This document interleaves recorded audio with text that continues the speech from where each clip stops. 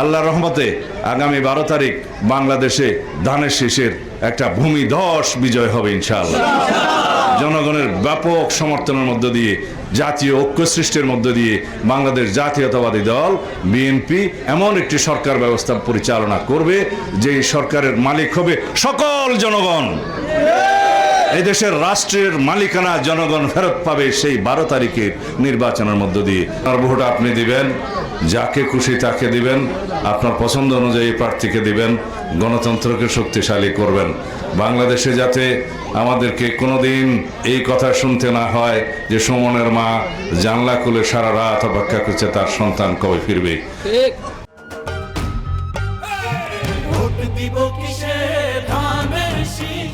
কোনো মাকে যেন তার সন্তান হারানোর বেদনা অনুভব করতে না হয় ভবিষ্যতে।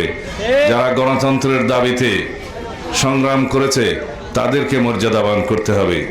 যারা ছাত্র গণ অভ্যুত্থানে 2 চোখের আলো হারিয়েছে, 1 চোখের আলো হারিয়েছে, সন্তানদের চোখের মধ্য দিয়ে যেন সেই অন্ধ মানুষ দেখতে পারে যে ভবিষ্যতের গণতন্ত্র শক্তিশালী হয়েছে।